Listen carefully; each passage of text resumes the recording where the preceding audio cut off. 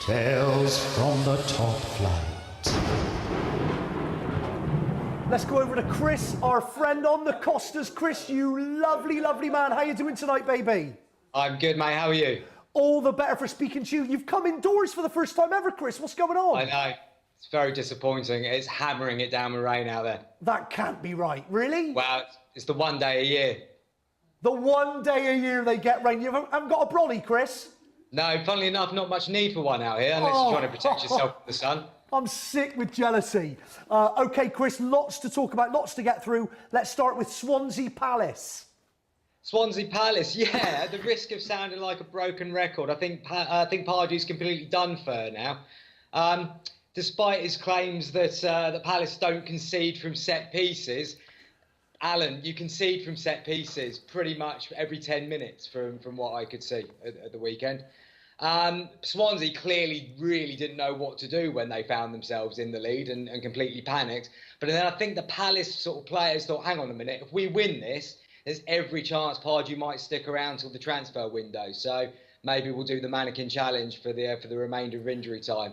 Absolutely classic game. And now Bob Bradley's the first American to win a game in the Premier League. I think the only record he's got left to go for now is to be the first American to get a team relegated, and he's odds on to be able to do that. Not all bad for Palace completely though, because they've just raked in a bit of cash from Tony Pulis, who's been found to be not telling the truth to them. So maybe they can put that a little bit towards Pardew's severance pay. Chris, do you think Pardew's got one more game? Apparently, the board are going to see how the players react in training. So there's a big clue for the Palace players there. They can pretty much dictate what happens next. If they try hard, it looks like Pardew's going to be still in a job. If they try like they did in the injury time at the Liberty Stadium, they'll probably have Sam Allardyce within the next week or so. So if that's true, Chris, it heavily suggests that Pardew's lost the dressing room. I think he lost the dressing room a few weeks ago. I mean, Zaha, as we know, is not massively happy. Andros Townsend's desperate to play on the right wing so he can do his one trick over and over again. And yes, he's lost the dressing room.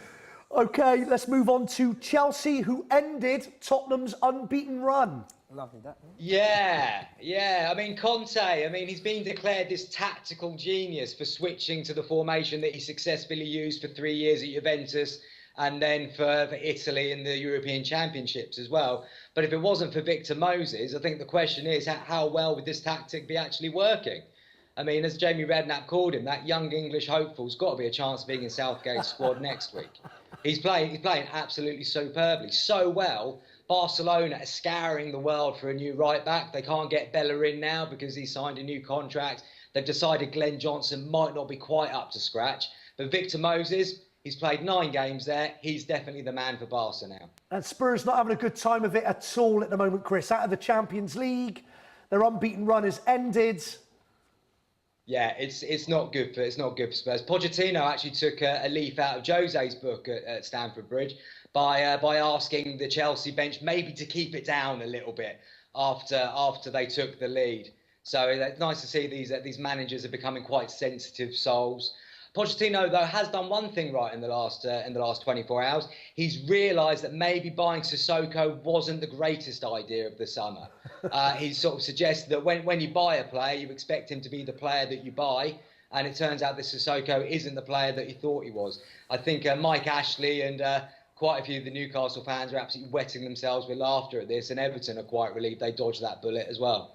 OK, Chris, let's move on to United West Ham. Quite an eventful game again for United for all the wrong reasons. Yeah, look, you've got this on camera, and I can't believe I'm saying it, but Jose's been hard done by. Whoa! I know. What's going on? It pained me to write this. It really did. I was distraught at having to admit this. But you cannot get sent off for kicking a water bottle away. That's tragic. I mean, as one of the guys earlier said, you look at Conte on the sidelines, you look at Kloppo on the sidelines, and these guys are getting praised for showing their passion. Your man on the sofa would love to see Wenger kicking a bottle every so often. It might remind the likes of Coquelin how to do it in the right direction. I mean, it's absolutely terrible news for Jose to be banned for kicking a water bottle away. So you think old Jose. Chris Ross, for example, from United Standard, you think he is right in his assertion that people have got it in for Manchester United and more specifically Mourinho at the moment? No, hang on a minute. Let's not go that far. Well, I said he'd been hard done by, but I mean, he still brings most of it on himself, doesn't he? It's no wonder the referees are itching to send him off. He's always on at them, and he's always moaning about how there's an agenda against Manchester United.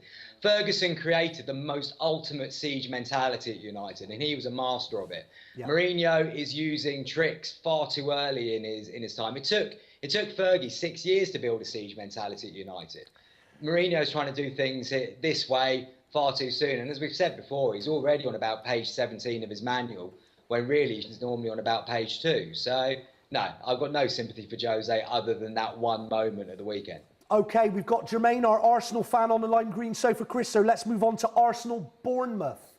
Yeah, well, Arsenal are trying a new novel approach this season, aren't they? They've decided that if they want to win the Premier League, it might help if they go through November unbeaten for once.